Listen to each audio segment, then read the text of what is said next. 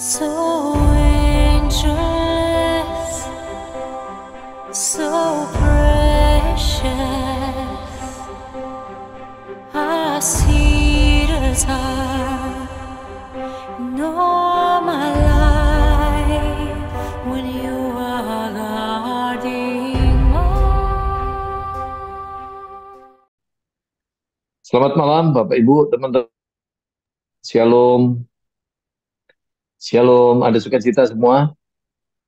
Suara saya Amin. cukup jelas? Pak. Jelas, Pak. Cukup jelas ya. Oke, saya bersyukur malam ini boleh bergabung sama-sama lagi di PDPK dan teman-teman saya mau men-sharingkan sedikit sebelum menyampaikan firman Tuhan. Ini boleh ya? Waktunya ada nggak? Ada ya Kak Pinkan ya? Silakan, Pak.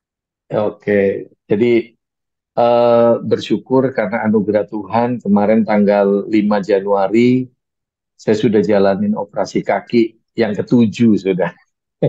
Yang ketujuh. Tapi untuk yang di Malaysia ini yang pertama kalinya. Jadi operasi di Malaysia dan operasi berjalan baik, lancar. Jadi kaki saya tetap nggak bisa ditekuk, tapi kemarin cuman fokus untuk ganti semen sama ganti antibiotik. Jadi antibiotiknya benar-benar saya dibombardir habis. Sehari itu diinfus 8 botol, saudara. Jadi benar-benar sampai tangan kiri udah nggak bisa lagi, akhirnya cari lagi jalan di tangan kanan, di telapak di apa bagian kanan nggak bisa, pindah lagi ke siku yang kiri, akhirnya pindah lagi ke kanan. Selama seminggu dibombardir tiap hari 8 botol. Tapi puji Tuhan tanggal 13 Januari diizinkan pulang. Dan waktu pulang dalam perjalanan ke Indonesia, rupanya sempat bengkak kaki saya sama pendarahan. Karena kondisinya kan mepet banget, karena kondisi kaki saya nggak bisa ditekuk. Jadi mepet banget di pesawat selama sejam setengah.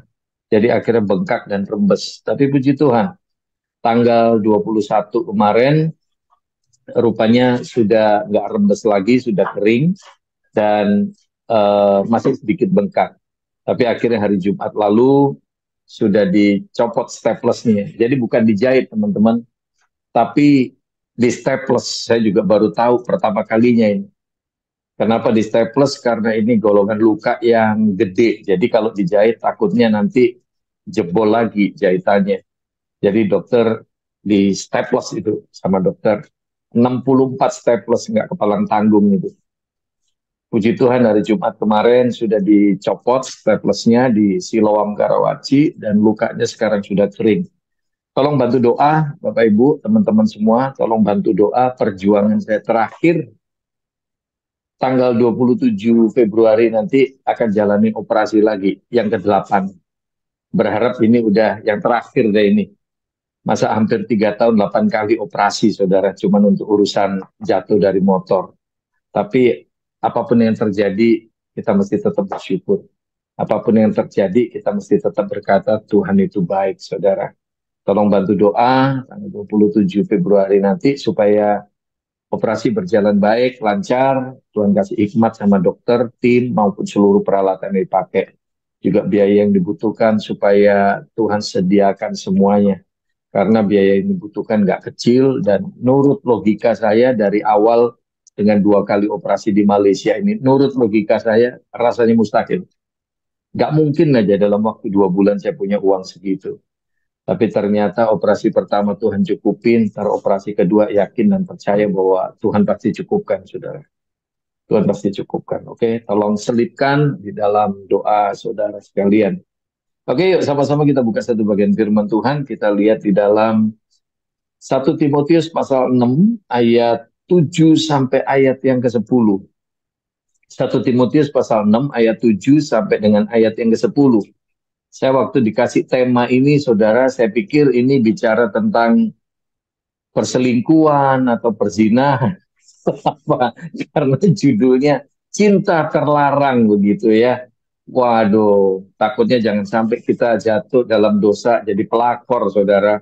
Tapi ternyata ketika dikasih tujuan sasarannya, ternyata beda cintanya. Nah, kita lihat 1 Timotius pasal 6 ayat 7 sampai ayat 10. Kita baca bagian ini.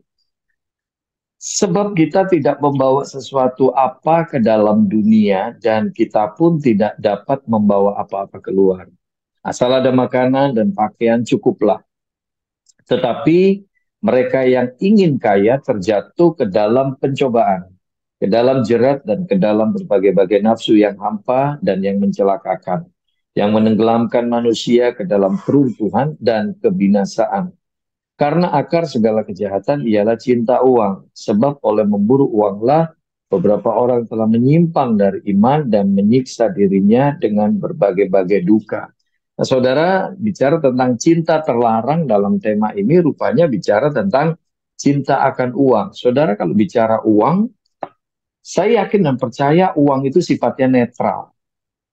Uang itu bisa kita pakai untuk hal-hal yang positif ataupun kita bisa pakai untuk hal-hal yang negatif, tergantung bagaimana cara kita menggunakannya. Dan di dalam bagian ini yang ditekankan oleh Rasul Paulus, karena akar segala kejahatan adalah cinta uang.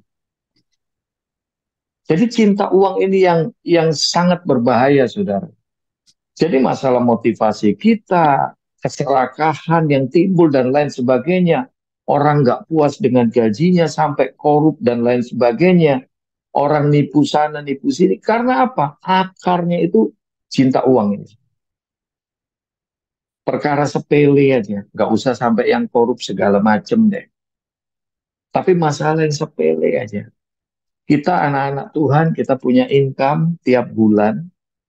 Kalau yang kerja dapat gaji setiap bulan, seringkali kita nggak taat kasih perpuluhan, saudara.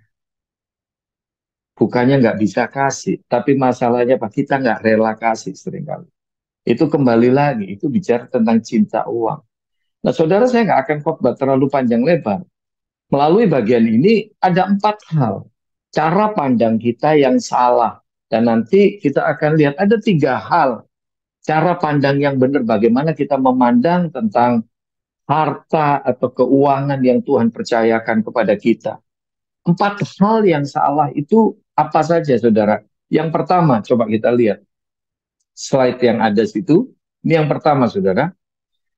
Di dalam Markus pasal 10 ayat 21 sampai 23, di dalam bagian itu dikatakan, tetapi Yesus memandang dia dan menaruh kasih kepadanya. Lalu berkata kepadanya, hanya satu lagi kekuranganmu. Pergilah, juallah apa yang kau miliki, dan berikanlah itu kepada orang-orang miskin. Maka engkau akan beroleh harta di sorga. Kemudian datanglah kemari dan ikutlah aku. Mendengar perkataan itu, ia kecewa. Tolong diingat ini ya. Ia kecewa. Lalu pergi dengan sedih. Kemudian apa? Sebab banyak hartanya. Lalu Yesus memandang murid-muridnya di sekelilingnya dan berkata kepada mereka, alangkah sukarnya orang yang beruang masuk ke dalam kerajaan Allah. Saudara, kita tahu bagian ini bicara tentang orang yang mengatakan Yesus itu baik. Dia jalani semua aturan, semua hukum itu dia jalani. Tapi rupanya apa? Satu lagi yang Yesus minta. Tuhan mau supaya apa? Dia menjual semua harta miliknya, kasih sama orang miskin. Ternyata apa? Di titik itu dia nggak rela. Dia nggak rela. Dia sedih, dia kecewa. Karena apa? Ini poin yang pertama. Cara pandang yang pertama yang salah apa? Uang atau harta ini kalau saya bicara uang, saya nggak pisahin letter luck dengan masalah harta, saudara. Ya, jadi ini yang pertama. Karena apa? Uang atau harta kita seringkali menjadi sandaran. Saya seringkali katakan dimanapun saya khotbah, gak salah kita diberkati dengan kekayaan yang limpah. Gak salah. Tetapi tolong diingat dalam kehidupan kita, jangan bersandar kepada kekayaan. Karena kekayaan itu gak kokoh, saudara. Gak salah kita punya dolar itu, waduh, mungkin ratusan ribu dolar. Bisa jadi jutaan dolar. Gak salah. Tapi tolong ingat, jangan bersandar sama kekayaan. Jangan bersandar sama berapa banyak uang yang ada pada kita. Karena apa? Harta kita bisa berubah. Nilai dolar juga bisa naik turun. Kalau waktu nilai dolarnya naik, banyak orang seneng yang nyimpen dolar. Tapi ketika nilai dolarnya berkurang, suteres, saudara. Depresi. Ini yang pertama. Jadi mari kita belajar. Jangan bersandar sama berapa banyak uang kita. Berapa banyak harta kita. Sekali lagi saya katakan, nggak ada yang salah kalau kita diberkati dengan kekayaan. Tapi jalanin hidup. Jangan bersandar sama kekayaan kita. Saya pun sama istri, kita belajar banget, saudara. Kita belajar banget. Ya, boleh dikata, tadinya kita sempat ngerasain. Tuhan izinkan kita ngerasain kita tinggal di salah satu klaster yang terbaik di BSD. Tapi ternyata dalam sekejap, ketika 2019 saya ketipu sama orang, yang ngajak juga anak Tuhan juga. Ketipu diajak sebuah bisnis, ketipunya nggak kepalang tanggung. 1,3 M, saudara, kurang lebih bablas. Dan saya harus beresin utang, nyelesain utang 700 juta, saudara. Namanya debt collector, udah bolak-balik datang, udah ngantri, saudara. Sampai sekarang saya nggak punya rumah ngontrak. Bahkan Tuhan izinkan ketika 2019 akhir kemarin sama 2020, bayar kontrakan aja nggak bisa. Tapi di situ saya sama istri belajar, iya ya, kita jalanin hidup itu nggak boleh bersandar sama uang. Dalam kondisi kita diberkati luar biasa sama Tuhan, diizinin punya kehidupan yang baik, tetap harus melekat sama Tuhan. Tapi ketika kita ada di lembah, kondisi kita lagi drop banget, tetap kita harus dekat sama Tuhan. Ini penting, saudara.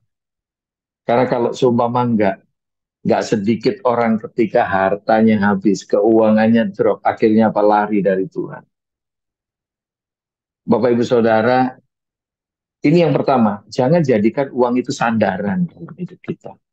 Saya bahkan seringkali kalau khotbah saya suka bilang, nggak salah kita diberkati dengan jabatan. Kita mungkin punya posisi yang bagus. Tapi tolong ingat, jabatan itu bukan sandaran yang kokoh. Hari ini bisa ketua KPK, besok bisa jadi tersangka. Bener nggak, saudara? Nah itu. Hari ini presiden bisa disanjung-sanjung luar biasa. Besok seakan-akan banyak orang bilang salibkan dia, saudara. Loh, tolong ingat, jabatan itu gak kokoh. Ketika kita punya jabatan, tolong ingat, saudara, jangan sampai kita lupakan Tuhan. Jangan bersandar sama jabatan. Tetapi ketika jabatan kita udah gak ada lagi, tolong ingat, cuman sandaran Tuhan, sandaran kepada Tuhan. Itulah sandaran itu. Ini yang pertama. Yang kedua, ada pandangan yang salah yang kedua mengenai uang. Coba kita lihat Matius pasal 26 ayat 14 sampai 16. Nah, ini ada bagian yang menarik, saudara. Kisahnya tentang Yudas sama imam-imam, saudara. Kita lihat. Kemudian pergilah seorang dari ke-12 murid itu yang bernama Yudas Iskariot kepada imam-imam kepala. Ia berkata, apa yang hendak kamu berikan kepadaku, supaya aku menyerahkan dia kepadamu? Mereka membayar 30 uang perak kepadanya. Dan mulai saat itu, ia mencari kesempatan yang baik untuk menyerahkan Yesus. Bapak Ibu Saudara, teman-teman, ini yang kedua. Kembali lagi saya katakan uang itu netral. Gak ada salahnya dengan uang, tergantung pada kita. Ini hal yang kedua, pandangan yang salah. Uang seringkali kita jadikan tujuan. Imam-imam menjadikan uang sebagai tujuan untuk menangkap Yesus. Yudas Iskariot menjadikan uang sebagai tujuannya untuk mencari keuntungan bagi dirinya sendiri. Maka dari itu dia rela menyerahkan Yesus. Supaya apa? Dia dapat imbalan. Uang menjadi tujuan. Baik Yudas maupun juga imam-imam punya kepentingan masing-masing. Sakius sebelum mengalami pertemuan pribadi dengan Yesus, Kenapa di zaman itu seorang pemungut cukai dicap, dikasih label sebagai orang berdosa? Karena apa? Pemungut cukai seringkali melakukan korupsi. Uang dijadikan tujuan untuk memperkaya diri sendiri. Nah, Bapak Ibu Saudara, ini yang seringkali pandangan kita tentang uang menjadi salah. Karena apa? Uang menjadi tujuan hidup kita. Bahkan kita dalam hidup rela melakukan segala sesuatu untuk mencari uang. Kalau kita terus-terusan fokus kita cuma uang, tujuan hidup kita cuma uang, nggak ada habisnya, saudara. Karena apa? Kalau orang Jawa bilang, manusia itu disebutnya menungso. Menungso itu uripe ngongso, artinya manusia itu disebut manusia karena apa? Hidupnya itu dipenuhi nafsu. Kalau uang menjadi tujuan dalam hidup kita, akhirnya apa? Nafsu kita ke arah sana, nggak ada habisnya, nggak ada puasnya, saudara. Kalau kita lihat imam-imam, dia punya tujuan. Dia rela mengeluarkan uang, tujuannya apa? Supaya bisa menangkap Yesus. Yudas rela memberikan Yesus, tujuannya apa? Supaya dapetin uang untuk keuntungan diri sendiri. Sakius, kepala bea cukai di kota Yeriko, rela korup, memperkaya dirinya sendiri. Itu tujuannya, saudara. Nah, hati-hati dengan uang, kadang-kadang nggak bisa dipungkiri. Akhirnya uang kita salah gunakan. Dan bahkan seringkali orang bilang kalau di Indonesia, apa sih yang nggak bisa dibeli dengan uang di Indonesia? Apapun juga. Nah, kadang-kadang nggak bisa dipungkiri, saudara. Di dalam dunia kekristenan, dalam dunia gereja, ikut bermain di dalamnya. Urusannya gereja seringkali, ya udahlah. Kasih uang aja deh, kasih uang aja lah, sana, sana, sana. Nah, saudara, hati-hati sekali. Hati-hati sekali, saudara. Kemudian cara pandang yang ketiga yang salah mengenai keuangan. Kita lihat Lukas pasal 12. Lukas pasal 12 ini ada sisi yang lain lagi. Hal yang lain lagi yang mengenai uang atau harta begitu ya, saudara. Lukas pasal 12 ayat 19 sampai 21. Lukas pasal 12 ayat 19 sampai 21. Di dalam bagian ini dikatakan, sesudah itu aku akan berkata kepada jiwaku, jiwaku ada padamu banyak barang, tertimbun untuk bertahun-tahun lamanya. Beristirahatlah, makanlah, minumlah, dan bersenang-senanglah. Tetapi firman Allah kepadanya, hai engkau orang bodoh. Dikatakan, hai engkau orang bodoh, pada malam ini juga jiwamu akan diambil daripadamu. Dan apa yang telah kau sediakan, untuk siapakah itu nanti? Demikianlah jadinya dengan orang yang mengumpulkan harta bagi dirinya sendiri, jikalau ia tidak kaya di hadapan Allah. Saudara, ini cara pandang yang ketiga yang salah mengenai keuangan, mengenai harta, kekayaan. Yaitu apa? Uang atau kekayaan dipandang sebagai sumber kebahagiaan. Saya seringkali katakan, dan bahkan banyak quote juga yang mengatakan, kita bisa membeli kasur yang baik, keranjang yang baik, tapi kita nggak bisa membeli nikmatnya tidur, saudara. Kita bisa membeli rumah yang bagus, tapi kita nggak bisa membeli yang namanya, kita bisa membeli house dikatakan, tapi nggak bisa membeli yang namanya home, saudara. Di rumah yang mewah, belum tentu keluarga atau anggota keluarga di dalamnya feel at home, saudara. Janganlah kebahagiaan kita ditentukan oleh harta kita, keuangan kita. Nah, Bapak Ibu Saudara, mari kita belajar ini. Kembali lagi saya katakan, nggak salah kita diberkati dengan kekayaan. Tapi kekayaan kita, keuangan kita, harta kita, nggak menjamin kita bahagia, saudara. Amin. Beberapa waktu yang lalu ada teman saya yang sempat sharing. Dia ini menceritakan temannya dia. Jadi ini sahabat saya ini punya teman kontraktor, boleh dibilang kontraktor sukses. Dia banyak proyeknya di perumahan-perumahan gede, saudara. Dan rupanya apa? ketika dia di dalam mobil Alphard-nya gitu di salah satu lampu merah. Ternyata Pak, dia yang di dalam Alphard, dia melihat keluar. Dia cuma lihat itu ada penjual asongan, penjual tisu, terus ada pengamen atau apa. Mereka bisa saling bercanda, ketawa-ketawa. Tapi rupanya teman saya ini di dalam mobil Alphard-nya, dia lagi stres nggak karu-karuan karena apa saudara? Ada cicilannya yang belum kebayar. Ada beban proyek yang belum terselesaikan. Dan dia cerita sama teman saya. Dia bilang, lu tahu nggak? Orang mungkin kalau ngelihat kita di dalam mobil Alphard, wah kayaknya itu orang enak banget. Mobilnya bagus. Mobilnya keren. Kita cuman pengamen, kita cuman pedagang asongan atau apa. Orang yang melihat kita kayaknya enak. Padahal kita yang di dalam mobil Alphard, ngelihat dia. Dia kok enak ya, bisa ketawa-ketawa ya.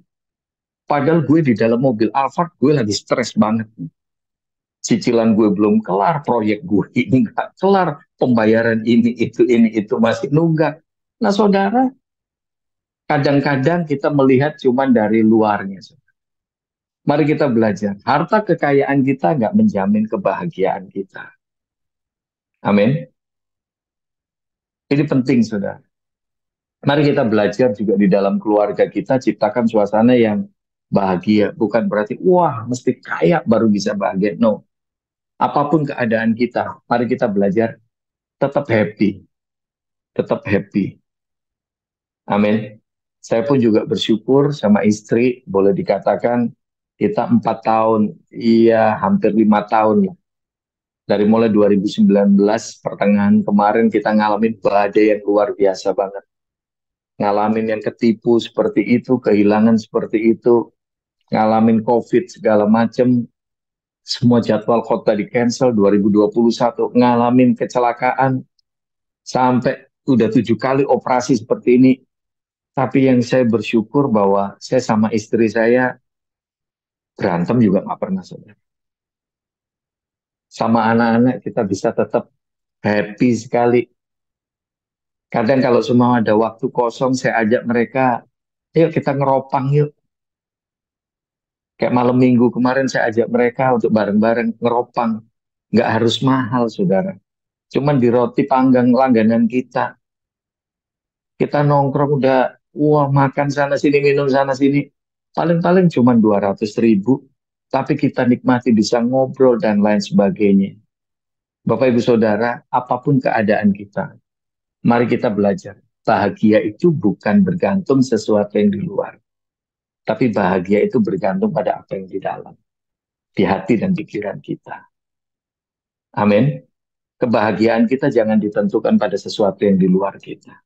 Saya yakin dan percaya ketika kita punya keintiman dengan Tuhan, ketika kita punya hidup yang bersandar pada Tuhan, melekat sama Tuhan, apapun keadaan kita, saudara, saya yakin dan percaya kita nggak kekurangan damai sejahtera itu. Itulah sumber kebahagiaan kita. Amin. Ini kayaknya aminnya berat ini. Kalau hidupnya lagi susah gimana Pak Sam? Sekarang pun saya lagi susah, tapi ya happy-happy aja. Itu saudara, nikmati, just enjoy gitu kan. Benar nggak? Oke. Nah yang keempat, pandangan yang keempat. Ada yang miss lagi. Ini 2 Tawarik pasal 1, saudara. Ayat 10 sampai ayat yang ke-12. 2 Tawarik pasal 1 ayat 10 sampai 12. Nah, kita tahu lah pasti ini, kita hafal ini bagian ini ya. Ketika Salomo diangkat menjadi raja, saudara. Doanya ini keren banget. Berilah sekarang kepadaku hikmat dan pengertian. Nah, ini doanya dia. Salomo jelas banget minta hikmat dan pengertian. Supaya aku dapat keluar dan masuk sebagai pemimpin bangsa ini. Sebab siapakah yang dapat menghakimi umatmu yang besar ini? Berfirmanlah Allah kepada Salomo. Oleh karena itu, yang kau ingini dan engkau tidak meminta kekayaan, harta benda, kemuliaan, atau nyawa pembencimu, dan juga tidak meminta umur panjang, tetapi sebaliknya, engkau meminta kebijaksanaan dan pengertian untuk dapat menghakimi umatku yang atasnya aku telah merajakan engkau, maka kebijaksanaan dan pengertian itu diberikan kepadamu. Ini yang diminta sama Salomo.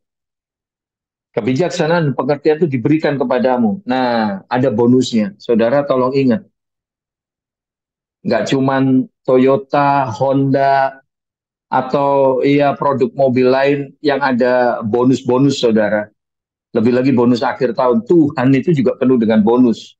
Nah, ini bonusnya. Selain itu, aku berikan kepadamu kekayaan. Ini loh.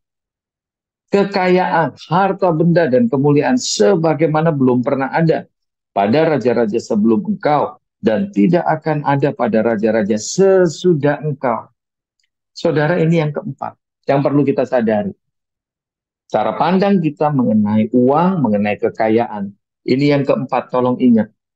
Jangan sampai harta, kekayaan, keuangan kita menggantikan Tuhan, saudara. Kita tahu di awal kepemimpinan Salomo, doanya keren banget, TOP BGT. Dia minta hikmat, dia minta pengertian sama Tuhan. Dan ternyata Tuhan kasih hikmat, Tuhan kasih kebijaksanaan, Tuhan kasih pengertian. Bahkan dikasih bonus, kekayaan. Sebelum dan sesudahnya Salomo gak ada raja yang kaya seperti Salomo. Tapi kita tahu dengan semua kekayaan yang ada, dengan semua kelimpahan yang ada, kita tahu akhirnya apa? Salomo bukannya makin dekat sama Tuhan. Tapi Salomo, hati pikirannya lebih condong kepada gundik-gundiknya, saudara. Ini kalau kita lihat kehidupannya Salomo ya nggak kepalang tanggung sih. Istri 700, gundik 300, saudara. Saya kalau khotbah di kaum pria, saya suka bilang, ini kalau tiap hari digilir nih satu, 3 tahun baru balik ke yang pertama, saudara. Ini Salomo ini 1000 gak kepalang tanggung. Tapi rupanya dengan semua istri-istrinya, gundik-gundiknya, dan semua kelimpahan itu menjauhkan Salomo dari Tuhan. Teman-teman, ini yang keempat yang perlu kita waspadai di hati dan pikiran kita dalam hidup kita. Kadang-kadang kita berdoa, kita minta Tuhan berkati aku, berkati aku. Dengan semua berkat kekayaan, kelimpahan, dan lain sebagainya, kita minta sukses, dikasih jabatan. Tapi ternyata apa? Ketika kita semakin sukses dalam karir, kekayaan kita mungkin semakin melimpah, keuangan kita semakin melimpah, hati kita seringkali condong ke sana, dan kita mulai menjauhkan Tuhan dari hidup kita. Ini yang perlu kita waspadai. Makanya kadang-kadang kalau ada orang bilang, Pak Sam, orang itu luar biasa ya, diberkati banget loh Pak Sam. Tadinya hidupnya miskin, tapi sekarang dia kaya raya luar biasa, dia sukses luar biasa Pak Sam. Dia diberkati Tuhan. Saya bilang, ntar dulu. Jangan langsung ngomong gitu dulu. Lihat dulu hidupnya. Dengan semua kekayaan dia makin dekat nggak sama Tuhan? Kalau dia makin jauh dari Tuhan, bisa jadi kekayaannya itu bukan berkat lagi, tapi jerat. Hati-hati saudara. Berkat sama jerat bedanya tipis saudara. Jangan sampai kekayaan kita, keuangan kita, jabatan kita bukan menjadi berkat, tapi menjadi jerat. Harusnya kita makin diberkati, harusnya kita makin melekat sama Tuhan. Makin bergantung sama Tuhan. Seperti lagu pujian tadi, anugerahmu. Semua itu karena anugerah Tuhan. Amin. Nah, pandangan yang benar, saudara. Ini tadi 4 hal yang salah gitu ya, hati-hati. Oleh sebab itu kita perlu waspadai. Nah, 3 hal yang penting, pandangan yang benar, bagaimana kita dapat menjaga hati pikiran kita ketika kita diberkati secara keuangan, melimpah, ataupun mungkin harta kekayaan kita melimpah. Ada 3 hal, saudara. Yang pertama, di dalam bagian ini, coba kita lihat, Kisah Rasul pasal 20 ayat 34-35. Nah, Kisah Rasul pasal 20 ayat 34-35, ini kita belajar dari prinsipnya Rasul Paulus. Kamu sendiri tahu bahwa dengan tanganku sendiri, aku telah bekerja untuk memenuhi keperluanku dan keperluan kawan-kawan seperjalananku. Ini yang luar biasa, saudara. Dalam segala sesuatu telah kuberikan contoh kepadamu bahwa dengan bekerja demikian, kita harus membantu orang-orang yang lemah dan harus mengingat perkataan Tuhan Yesus. Sebab ia sendiri telah mengatakan, adalah lebih berbahagia memberi daripada menerima. Ini yang pertama. Bagaimana seharusnya kita memandang tentang keuangan kita atau harta kekayaan kita. Yang pertama, kita ini bukanlah pemilik, saudara. Tapi kita seorang steward, seorang penata layan, pengelola. Jadi dengan harta yang kita miliki, keuangan yang kita miliki, kita harus sadari bukan kita pemiliknya, tapi Tuhan mempercayakan untuk kita memanage, mengelola. Oleh sebab itu, hati-hati sekali, saudara. Kalau seumpama kita diberikan income, let's say 10 juta, Tuhan pengen tahu kesetiaan kita. Apakah dengan 10 juta yang kita terima, 1 jutanya ini masuk ke perpuluhan apa enggak, saudara? Kan dikatakan bahwa kita memberi perpuluhan itu bukan memberi loh, mengembalikan milik Tuhan. Itu baru mengembalikan, saudara. Tapi rupanya apa? Udah 9 juta dikasih, yang 1 juta miliknya Tuhan. Disikat juga. Tapi kayaknya di PDPK nggak ada ya, Bu Eni. Pak Rena, Kak Pinkan nggak ada ya di sini ya kayaknya. Atau nggak ada yang ngaku deh. Kayaknya yang itu, Pak. Hati-hati, saudara. Hati-hati. Hati-hati. Itu tantangan banget buat kita. Tolong diingat ketika kita kasih perpuluhan, kita itu belum ngasih sama Tuhan, teman-teman. Belum ngasih. Firman Tuhan bilang kita baru mengembalikan miliknya Tuhan. Itu baru balikin. Padahal kita dikasih jatah 90%-nya, 10% itu miliknya Tuhan. Bahasa gaulnya diembat juga. Lagi itu minta diberkati luar biasa. Gimana? Saya ingat banget kenapa dulu saya benci banget sama gembala saya. Ini saya sharing dikit ya. Saya dulu benci banget sama gembala saya, Pendeta Imade Mastra. Kenapa saya benci banget, sebel banget? Karena apa? Waktu itu baru pindah ke Jakarta, saya kerja jadi tukang kebun, teman-teman. Gaji saya cuma 20.000 sebulan. Bayar sekolah 10.000. Saya cuma mikirin, dengan gaji 20 dan saya bayar sekolah 10.000, cuma sisa 10.000. 10.000 buat jajan aja kurang. Tapi setiap bulan gembala saya nggak pernah berhenti itu rasanya. Setiap bulan waktu saya terima gaji selalu bilang, Sam, ingat perpuluhan. Sam, ingat perpuluhan. Tolong diingat, saudara, gembala saya ini bukan di gereja yang golongan GBI Pantai Kosta Karismatik, yang perpuluhan buat gembala gitu, no. Karena gereja kita gereja yang Protestan. Tapi gembala saya selalu bilang, Sam, ingat perpuluhan. Jangan pelit sama Tuhan. Sebab kalau kamu pelit sama Tuhan, ketika Tuhan pelit sama kamu, nanti berkatmu dikecilin sama Tuhan, repot kamu. Tapi kalau kamu setia dalam perpuluhan, kamu lihat caranya Tuhan memberkati kamu. Saya bisa katakan simpel, saudara. Sampai hari ini. Sampai hari ini. Tadi saya katakan bukan berarti saya nggak ada masalah. Saya pun ngadepin masalah, kesulitan ekonomi juga luar biasa banget. Tapi sampai hari ini, saya cuma bisa katakan caranya Tuhan memberkati itu luar biasa. Luar biasa. Bahkan saya ingat banget 2021 ketika saya ngalamin kecelakaan, saya sama istri saya punya uang cuma 500.000, saudara. Asuransi nggak ada, BPJS nggak ada. Mustahil untuk saya bisa operasi. Tapi biaya operasi pertama 83,5 Tuhan cover. Operasi kedua 45 Tuhan cover. Caranya Tuhan itu ada-ada aja. Bahkan bulan November ketika saya konsultasi ke dokter di Malaysia, karena dokter di Indonesia bilang kaki saya udah nggak bisa diimplan lagi, disuruh lurus seumur hidup, saudara. Disuruh diluruskan seumur hidup. Akhirnya kita banyak rekomen dari teman-teman, udahlah ke Malaysia, ke Malaysia. Ketika tanya dokter di Malaysia dan dibilang, dok bisa nggak implan? Bisa. Infeksinya gimana dok? Selama ini nggak kelar-kelar infeksinya. No problem, nggak masalah. Tapi kalau kamu mau kita yang handle, ada 2 kali operasi. Operasi yang pertama biayanya 100 juta. Karena yang mahal antibiotiknya. Operasi yang kedua biayanya kurang lebih 240 juta. Saya sama istri saya cuma bisa saling lihat dalam waktu 2 bulan, 3 bulan. Dari mulai bulan November, wah nggak mungkin. Saya mau nyari duit 350 juta kurang lebih kemana? Nggak mungkin, saudara. Menurut logika saya mau khotbah berapa kali? Nggak mungkin aja. Tapi rupanya saya datang ke Malaysia bulan November.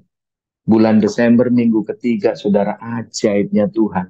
100 juta pertama Tuhan cover. Tuhan sediain. Nah ini teman-teman yang saya sering kali bilang. Tolong ingat, kita ini punya tanggung jawab sebagai manajer untuk keuangan kita. Sebagai pengelola. Income yang kita terima, berkat yang kita terima, jangan lupakan perpuluhan, saudara, nomor satu. Jangan pelit. Rasul Paulus dalam kehidupannya, dia seorang tent maker, dia seorang pembuat tenda, dia seorang businessman, saudara. Tapi di sini ada teladan yang sangat baik dari Rasul Paulus. Karena apa? Dia buat tenda, tenda itu dijual, dapetin uang, bukan cuma buat dirinya. Tapi ternyata apa? Membantu teman-teman seperjalanannya. Saudara, ini yang perlu kita ingat. Ketika kita diberkati sama Tuhan, kita punya income, kita punya keuangan, jangan lupa kalau ada teman-teman yang punya pergumulan, teman-teman yang perlu, bantu mereka. Bantu, saudara. Karena apa? Firman Tuhan bilang, apa yang kita tabur, kita akan tuai. Apa yang kita tabur, kita akan menuai, saudara.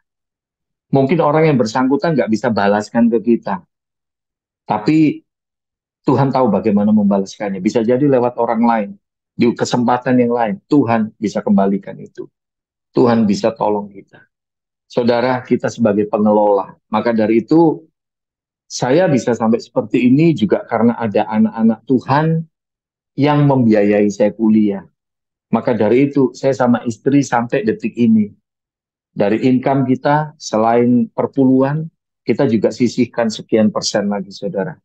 Untuk apa? Anak-anaknya jemaat yang nggak bisa sekolah. Mungkin nggak banyak. Kita cuma lakukan untuk dua orang. Sampai kuliah selesai, kita cari lagi, siapa lagi, 2 orang kita biayai. Siapa lagi nanti udah selesai, kita biayain lagi. Mungkin nggak banyak, nggak gede, saudara. No problem. Tapi let's do something. We are a manager. Amin. Kita pengelola, kita sebagai steward, saudara. Kayak sekarang juga saya sama istri, kita lagi backup satu driver go-kart, saudara. Untuk bayar kontrakan rumahnya. Padahal boleh dibilang, bukan berarti saya, wah lagi kelimpahan gimana, no. Tapi saya sama istri digerakin untuk itu, ya udah do something. Nah ini, kita sebagai pengelola, itu yang pertama. Yang kedua, bagaimana kita memandang tentang berkat-berkat kita, keuangan kita, harta kekayaan kita. Tetap di Kisah Para Rasul pasal 20 itu, ayat 34 dan 35 itu, dikatakan, kamu sendiri tahu bahwa dengan tanganku sendiri aku telah bekerja untuk memenuhi keperluanku dan keperluan kawan-kawan seperjalananku. Saudara, ini yang perlu kita sadari. Anda dan saya, kita diberkati untuk menjadi saluran berkat. Hidup kekristenan itu ketika kita diberkati, jangan berhenti cuma di kita, saudara. Tapi ayo kita jadi saluran berkat. Amin. Saya seringkali katakan kalau saya khotbah, tolong ingat, jadilah orang Kristen tangki air, toren air itu. Jangan jadi orang Kristen gentong, saudara. Apa bedanya gentong sama tangki air yang ada di atas itu, saudara? Ada yang bisa jawab apa bedanya? Kak Teti atau Bro Jimmy? Bedanya gentong nampung Apa doang, Pak. bedanya? Tangki air yang di atas itu, yang toren air itu, sama Kalau gentong. kalau Apa toren bedanya? mengaliri, Pak. Mengalirkan air juga, Pak. Nampung tapi ngaliri. Mengalirkan ya. Iya, kalau Kalau gentong, gentong? mah terima doang. Kalau nggak dicedok, dia nggak bakal ngalir. Atau kalau enggak, gentong mesti dibolongin ya bawahnya. Jadi tempat air wudhu gitu kan. Ah iya, Pak. Saudara, bedanya gentong sama tangki air itu. Kalau kita beli di toko bahan bangunan, tangki air itu di bagian bawahnya itu sudah ada lubang. Tinggal dikasih pipa, saudara. Dan dia siap untuk mengalirkan. Ini yang seringkali saya bilang ketika saya khotbah. Jadilah orang Kristen, anak-anak Tuhan yang punya hati seperti tangki air ini. Yang siap menjadi saluran berkat. Beda sama gentong. Kalau gentong nggak seperti itu. Dia nggak disiapin, dia nggak apa ya, nggak punya alat untuk dia nyalurin. Mesti dibolongin dulu bawahnya baru dia bisa mancur gitu kan. Atau dicendok kayak begitu. Beda, saudara. Coba kalau semua di PDWK, ada nggak yang jadi gentong? Atau toren air semuanya? Gimana, Pak Renner? Ini yang di PDPK gentong atau toren air? Bodinya aja Pak gentong. Turun air semua, Pak. Bodinya aja yang gentongan. Tuh.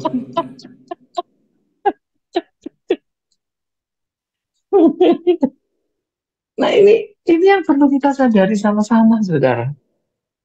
Kadang-kadang bukannya kita nggak ada untuk membantu teman-teman atau apa untuk menjadi saluran berkat. Bukannya nggak ada, ada. Tapi hati kita nggak tergerak untuk itu. Hati kita tertutup untuk itu. Seringkali kita, wah, buat gue aja kurang, buat gue aja kurang. Dan akhirnya apa? Lama-kelamaan alarmnya ini untuk membantu orang itu udah ketutup, saudara. Tapi Paulus memberikan sebuah teladan. Dia kerja jadi tent maker, dia membuat tenda.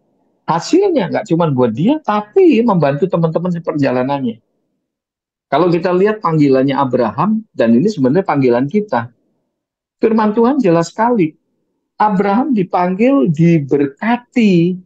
Dan kemudian dikatakan apa? Dan olehmu semua bangsa akan mendapat berkat. Abraham diberkati untuk menjadi saluran berkat, saudara. Jadi kalau kita mau menerima berkat-berkat Allah, hati pikiran kita ini mesti siap dulu untuk kita jadi saluran berkat. Kalau hati pikiran kita nggak siap untuk jadi saluran berkat, gimana Tuhan mau memberkati kita, saudara? Sebab kalau semua kita diberkati, kita tumpuk semuanya buat diri sendiri. Akhirnya kita jadi gentong, saudara. Saya yakin dan percaya ini. Mulai besok pagi, kalau semua mengelewat, dimanapun kalau ngelihat toren air gitu langsung aduh ini nih gue pengen kayak gini. Iya kan? Ayo saudara, ini yang kedua, kita perlu sadari kita diberkati untuk jadi saluran berkat. Makanya saya sama yang sponsorin saya kuliah, seringkali kalau ketemu saya suka bilang bahwa Bapak Ibu dulu biayain saya nggak cuma jadi satu ijazah, tapi jadi banyak ijazah yang lain. Ijazahnya ada multiplikasi. Karena apa? Mereka memberkati saya sehingga saya bisa studi. Dan akhirnya apa? Saya pun juga gitu. Saya membiayai anak-anaknya jemaat untuk sekolah. Jadi banyak ijazah, saudara. Ayo kita jadi generasi-generasi umat Tuhan, generasi-generasi yang mau jadi saluran berkat, saudara. Amin. Itu penting sekali, saudara. Tapi kembali lagi, Tuhan gak bakalan bisa paksa kita. Tuhan cuma mau kita rela apa enggak. Hati kita mau apa enggak. Yang ketiga, yang terakhir. Nah, kalau bicara terakhir ini mukjizat terjadi. Yang ngantuk dicelikkan, yang loyo dikuatkan. Begitu, saudara. Ya, Ibrani pasal 13 ayat yang kelima. Di situ dikatakan, janganlah kamu menjadi hamba uang. Dan cukupkanlah dirimu dengan apa yang ada padamu. Karena Allah telah berfirman, aku sekali-kali tidak akan membiarkan engkau. Dan aku sekali-kali tidak akan meninggalkan engkau. Ini yang ketiga. Bagaimana kita memandang tentang keuangan kita, tentang harta yang Tuhan percayakan kepada kita. Yang ketiga, kita mesti belajar untuk mencukupkan diri. Orang kalau nggak pernah ngerasa cukup dalam hidupnya nggak akan pernah bisa bersyukur. Orang kalau nggak pernah ngerasa cukup dalam kehidupannya nggak akan mungkin bisa happy dengan apa yang dia terima, saudara. Bicara kurang akan kurang terus. Kembali lagi, ini bukan berarti kita nggak boleh create something untuk bisa menciptakan tambahan income dan lain sebagainya. Atau karir kita lebih sukses, gaji kita lebih banyak atau apa. Bukan itu intinya. Tapi belajar untuk merasa cukup, saudara. Di tahap apapun, dalam keadaan apapun, dengan income berapapun, belajar untuk berkata cukup. Ini di sini banyak kaum wanita, saya cuma bisa katakan hati-hati. Karena kaum wanita itu seringkali kalau udah masuk mall, kaum wanita langsung kreativitasnya muncul. Ketika ada satu kata yang namanya sale, saudara, yaitu sale. Langsung, wah ada gue ini sama Kak Pinkan langsung tersenyum gitu. Kayaknya gue banget gitu. Nah, kadang-kadang kaum wanita kalau semua udah masuk mall, ada kata sale gitu, langsung kreativitas muncul. Pinter menciptakan kebutuhan. Yang tadinya nggak butuh jadi butuh, saudara. Nah, hati-hati. Karena apa dalam hidup ini kalau kita nggak pernah ngerasa cukup, akhirnya apa? Terus kita pinter menciptakan kebutuhan. Dan akhirnya apa? Kita nggak pernah bisa enjoy dengan apa yang kita terima, saudara. Dengan berkat yang kita terima. Amin. Mari kita belajar untuk mencukupkan diri. Ya, biarlah beberapa hal ini boleh jadi berkat. Jadi ada 4 pandangan yang salah tentang keuangan atau harta. Yang pertama, jangan jadikan uang atau kekayaan kita sebagai sandaran, saudara. Yang kedua, jangan menjadikan uang atau harta kita menjadi tujuan, ya. Seperti imam-imam menjadikan uang sebagai tujuan untuk nangkep Yesus. Yudas menjadikan uang sebagai tujuan untuk bisa dia nerima suap itu tadi. Sakyus menjadikan uang sebagai tujuan untuk menumpuk kekayaan. Kemudian yang ketiga, jangan jadikan uang sebagai sumber kebahagiaan. Kebahagiaan jangan ditentukan sesuatu yang di luar. Orang yang punya mobil mewah belum tentu lebih bahagia daripada yang naik bis kota, saudara, atau Transjakarta. Kebahagiaan kita nggak ditentukan sama sesuatu yang di luar, tapi kebahagiaan kita ditentukan dari sesuatu yang di dalam hati dan pikiran kita. Ketika kita dekat sama Tuhan, kita intim sama Tuhan, apapun yang terjadi dalam hidup kita nggak kekurangan damai sejahteranya Tuhan. Amin. Kemudian yang keempat, jangan sampai harta atau kekayaan kita menggantikan Tuhan. Ingat Salomo, di awal kepemimpinannya dia minta hikmat, minta kebijaksanaan. Tuhan kasih hikmat, Tuhan kasih kebijaksanaan, Tuhan kasih harta kekayaan luar biasa. Ketika dia diberkati luar biasa, hatinya menjauh dari Tuhan. Akhirnya hidupnya Salomo juga nggak berkenan kepada Tuhan.